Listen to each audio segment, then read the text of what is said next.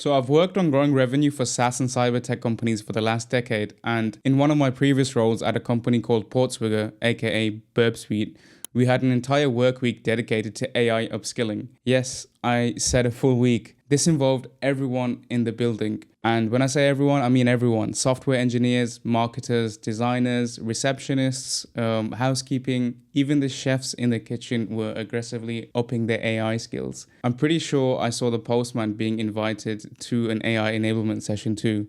Now, this might sound extreme, and it kind of is, but there was a legitimate need for it. You see, in the cybersecurity market, we were starting to see new competitors pop up almost out of nowhere. Armed with only a couple of software engineers and, of course, AI, they were developing application security products that were aiming to steal market share from us, an A player in the appsec market that had been the industry gold standard for roughly 20 years. As you can imagine, this got leadership's attention very quickly because suddenly AI wasn't just a productivity tool, it was enabling competitors to threaten our stranglehold in the market. To defend our ground, we'd have to rapidly learn about and weaponize AI. And so for an entire week, staff scaled back on usual tasks and projects to instead use AI, learn AI, and show AI impact. And I think a lot of the tech world felt the same urgency in 2025. Everyone felt the need to get ahead of the curve or get left in the dust, basically. But then companies reached for the easiest thing to measure: tokens. And when you turn a metric into a scoreboard, people learn how to win the scoreboard. That's how you get token maxing, which has backfired so badly it's almost funny. I mean, hats off to Jensen Huang. Bro gaslighted big tech into spending millions on AI usage without even thinking about the true ROI they were getting. In this video, we'll look at how tech giants like Uber and Meta went overboard on being AI first, why they're backtracking on their bullish stance on AI, and how this exact pattern has happened before when cloud technology first went mainstream. Silicon Valley has literally treated AI usage like a gym leaderboard for the last couple of years. Execs across Meta, Uber, Amazon, and Microsoft cracked the whip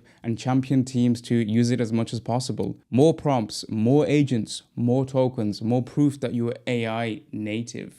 At Meta, an employee-made dashboard reportedly ranked workers by how many AI tokens they were using. Top users got titles like Token Legend and Cache Wizard, which to me sounds like someone who should be guarding printers at Hogwarts, but whatever tickles Zuckerberg's boat, I guess. Anyways, at Uber, the company reportedly blew its entire 2026 AI coding tool budget in just 4 months. Then it put monthly caps on tools like Claude Code and Cursor. Amazon shut down an internal AI usage dashboard called KiroRank after concerns that it encouraged people to use AI just to climb their rankings.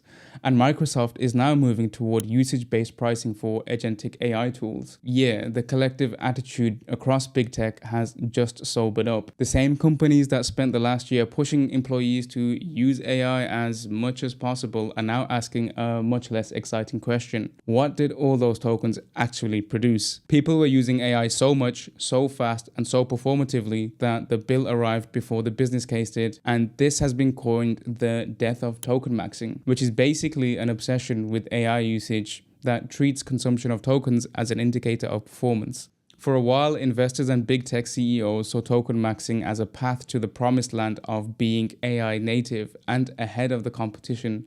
But things haven't quite worked out that way if you think about it. To understand why, let's quickly cover what token maxing is. A token is basically a small chunk of text that an AI model processes. A rough rule of thumb from OpenAI is that a token is about 4 characters, so around 3/4 of a word. So when you ask ChatGPT, Claude, Gemini, Cursor, or an AI agent to do something, you're paying for the tool to chew through tokens. Input tokens, output tokens, reasoning tokens, context tokens, all kinds of tokens, and all the tiny pieces of text the model reads, thinks through, and spits back. Token maxing happens when companies start treating token usage as a proxy for productivity. The logic sounds reasonable at first. If someone uses more AI, surely they must be getting more done. If a team burns more tokens, they must be shipping faster. If an engineer has 6 coding agents running in the background, surely they've become some kind of demigod of productivity. But that's the trap. Token usage tells you activity happened. It doesn't tell you what value came from an activity itself. It's like, in my opinion, judging a restaurant by how much gas the kitchen has used. Maybe they cooked 500 perfect meals, or maybe Dave left the hob on overnight and now the CFO is crying into a spreadsheet. Uber is an interesting example because this is not some old school company discovering AI for the first time after a consultant showed it to them. Uber has used machine learning for years. The app is basically a machine learning system that wears a taxi themed front end. That's what makes the AI spending story more interesting.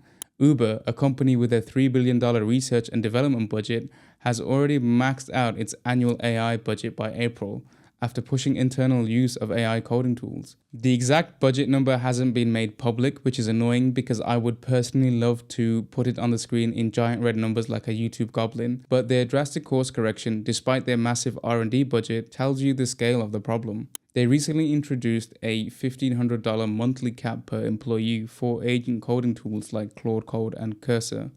Now, employees can go above the cap, but they need permission. Usage is also now trackable through an internal dashboard alongside the cost of AI usage. Uber also revealed a telling fact about how much value they are actually getting from AI. Their CEO has also said that around 10% of the company's code is being submitted and built by AI agents. On the surface, that sounds huge. But Uber's COO, Andrew McDonald, shared an uncomfortable truth out loud. When asked whether the company's rising Claude Code usage could be connected to more useful consumer features, he literally said, and I quote, "The link is not there yet." And that's the whole problem in one sentence. Uber can see the AI usage, it can see the AI written code, it can even see the budget getting eaten alive. What it can't clearly see yet is the connection between them using more AI and a better product or experience for riders or drivers. And Uber is just one tech giant putting its sensible adult glasses on when using AI. Meta also learned a very harsh lesson after splashing 60 trillion tokens across 85,000 employees. Their reported Claudenomics dashboard ranked Meta employees by token usage and celebrated the top 250 power users. And I understand the instinct behind it. Big Zuck wants people to experiment. Big Zuck wants adoption to spread. Big Zuck wants the company to move faster. But the numbers got ridiculous very quickly, even for the Big Z. In one 30-day period, total usage on the dashboard reportedly passed 60 trillion tokens. The highest ranked individual user averaged 281 billion tokens. Fortune estimated that even using the cheapest Claude Opus pricing, that one user alone could have cost Meta more than 1.4 million. That's one person. Bro opened a portal to the upside down world and started feeding Vecna all the shareholder value he could eat. Fortunately for Meta, the unofficial Claudenomics dashboard recently went down 2 days after the story got leaked, but they still kept a separate official dashboard for tracking token usage among software engineers. Both these stories from Uber and Meta carry an important warning. When token consumption becomes a strategy for being AI native, the company stops asking the only question that really matters. What's the actual return on tokens spent here?